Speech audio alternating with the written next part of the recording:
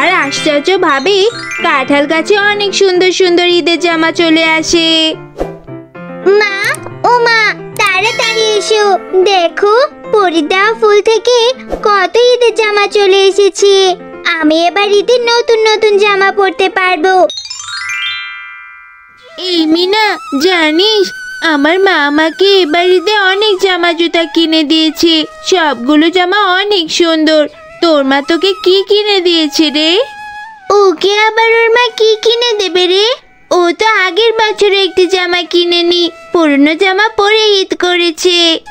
আগের বছর আমার মার কাছে কোনো টাকা ছিল না, তাই তো আমাকে কোনো জামা কিনেও দিতে পারেনি। তাই আমি পুরনো জামা পরে ঈদ করেছিলাম। কিন্তু এবার আমি আমার মাকে বলবো নতুন জামা কিনে দেওয়ার জন্য। তারপর জামা পরে আমি তোদের সাথে ঈদে ঘুরতে যাব। তাই নাকি রে মিনা? আগের বছর তো বলেছিলি তোর মা নাকি তোকে নতুন জামা কিনে দেবে, কই কিনে দিল না তো। তুই তো সেই পুরনো জামা পরে ঈদ করলি। শোন মিনা, এবার তোকে আমরা বলে দিচ্ছি, তুই যদি এবার নতুন জামা না কিনিস তাহলে আমাদের সাথে তোকে ঘুরতে নেব না।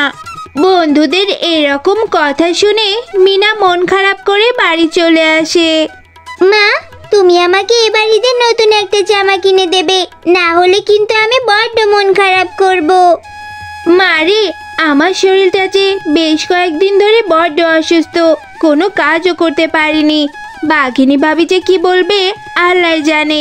যাই হোক, যে কয়েকদিন কাজ করেছিলাম সে কয়দিনের টাকাটা যদি দেই তাহলে আমি তোকে নতুন জামা কিনে দেব।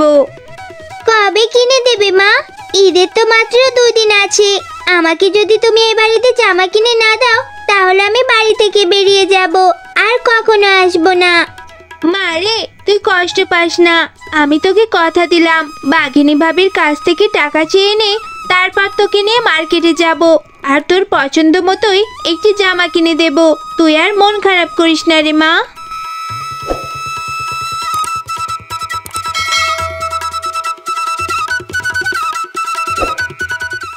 বলছি বাঘিনী ভাবি, আমার কাজগুলো সব শেষ, বাকি যে কয়েকটা কাজ আছে তাও করে দেব।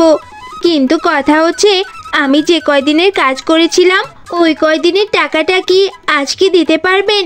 আগে যে কয়দিন কাজ করেছিলাম সে কয়দিনের টাকাটা যদি দিতেন তাহলে আমার মেয়ের জন্য একটি জামা কিনে নিয়ে যেতাম।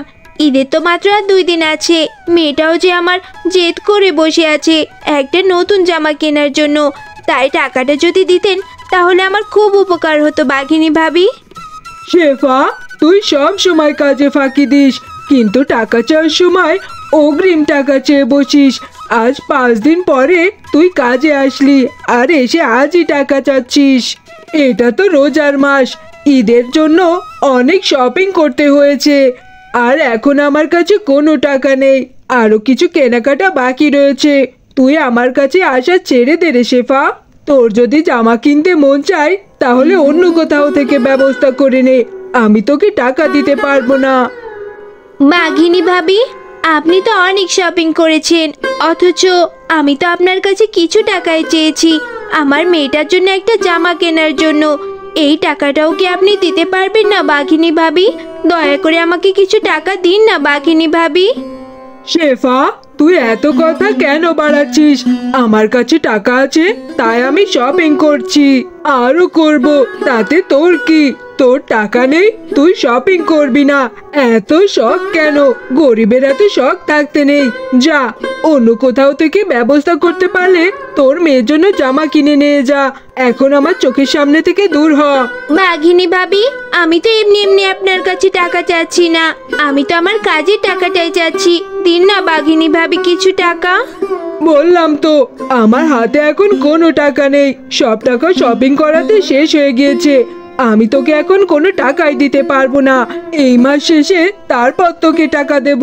আর হ্যাঁ, বাকি যতটুকু কাজ আছে সম্পূর্ণটুকু শেষ করে তারপর যা।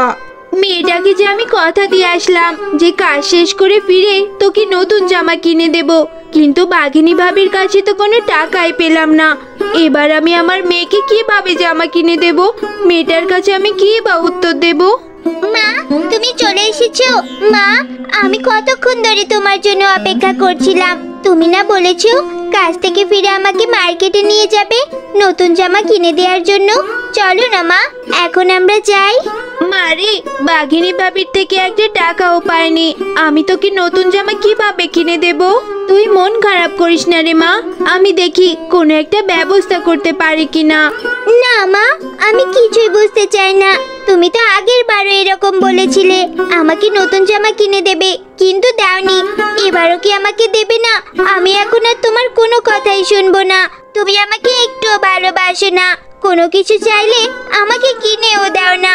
আমার বন্ধুরা সবাই ঈদের জামা কিনেছে, সবাই ঈদ করবে, আমি ঈদ করতে পারবো না।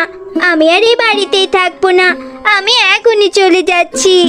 এইসব কথা বলে মিনা বাড়ি থেকে চলে যায় আর বসে বসে মনের কষ্টে কান্না করতে থাকে।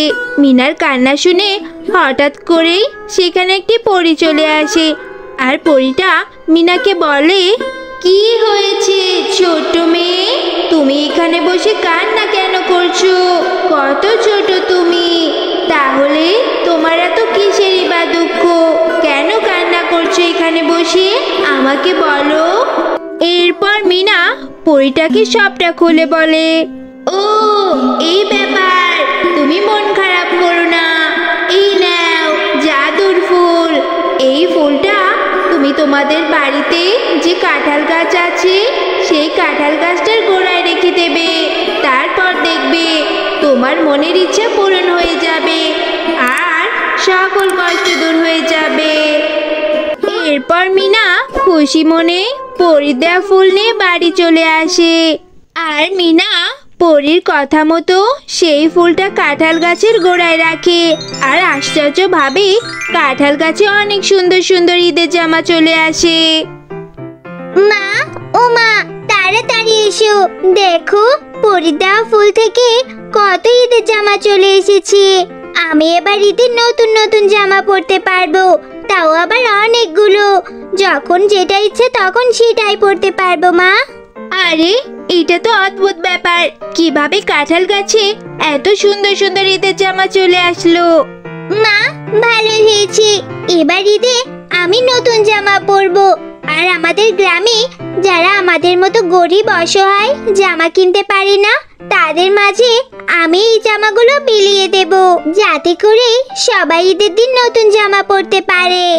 এরপর মিনা গাছ থেকে অনেকগুলো জামা পেড়ে নেয় আর যারা গ্রামে অসহায় গরিব বাচ্চা ছিল তাদেরও বিনামূল্যে জামা বিতরণ করে। ও বন্ধুরা, গল্পটি যদি ভালো লেগে থাকে চ্যানেলটিকে সাবস্ক্রাইব করে দাও আর পাশে থাকা বেল আইকনটিতে প্রেস করে আমাদের পাশেই থেকো। ধন্যবাদ।